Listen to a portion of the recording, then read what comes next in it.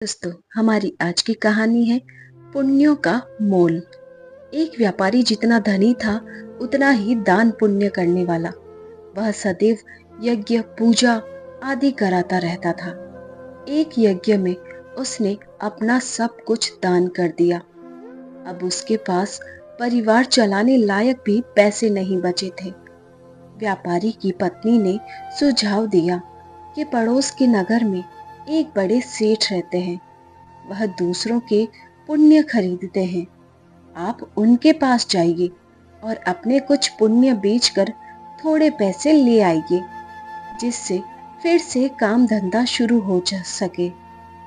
पुण्य बेचने की व्यापारी की बिल्कुल इच्छा नहीं थी, लेकिन पत्नी के दबाव और बच्चों की चिंता में वह पुण्य बेचने को तैयार हुआ।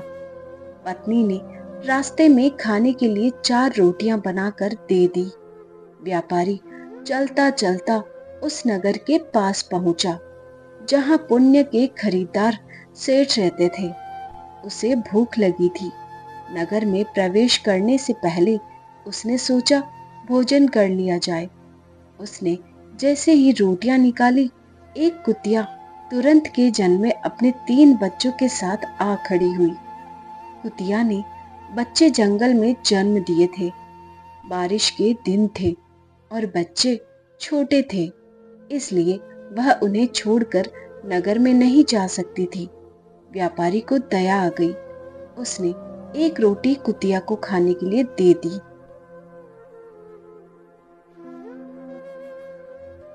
कुतिया पलक झपकते रोटी चट कर गई, लेकिन वह अब भी भूख से हाँफ रही थी।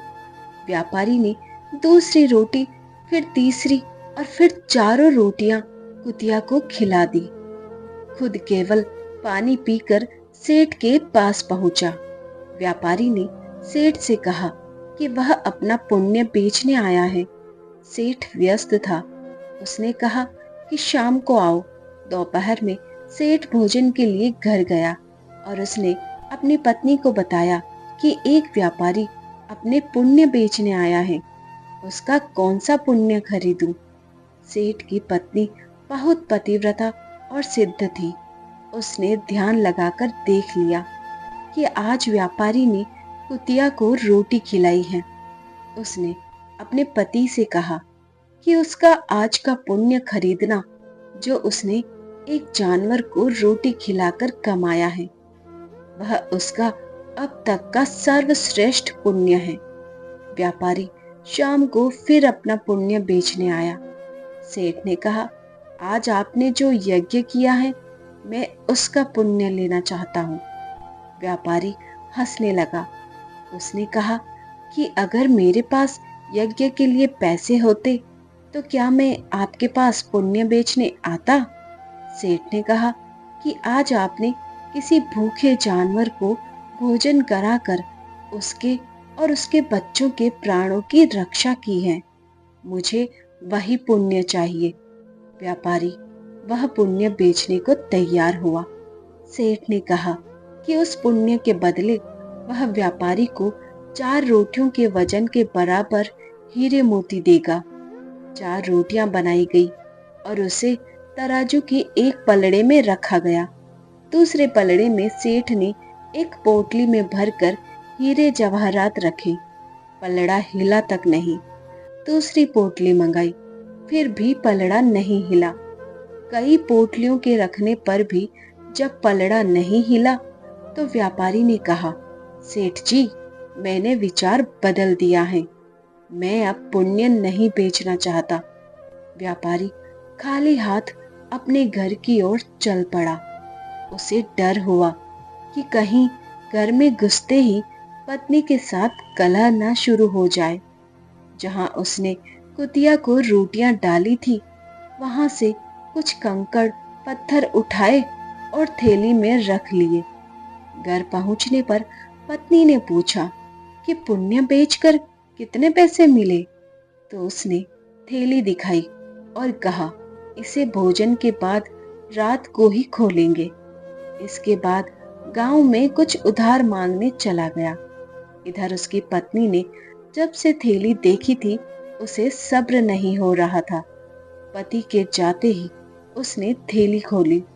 उसकी आंखें फटी रह गई। थैली हीरे जवाहरातों से भरी थी।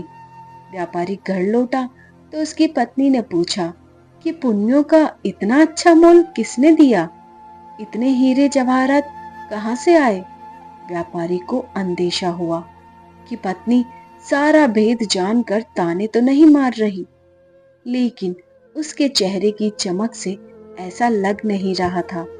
व्यापारी ने कहा, दिखाओ कहाँ है हीरे जवाहरात। पत्नी ने लाकर पोटली उसके सामने उलट दी। उसमें से बेशकीमती रत्न गिरे। व्यापारी हैरान रह गया। फिर उसने पत्नी को सारी बात बता दी। पत्नी को पछतावा हुआ कि उसने अपने पति को विपत्ति में पुण्य बेचने को विवश किया।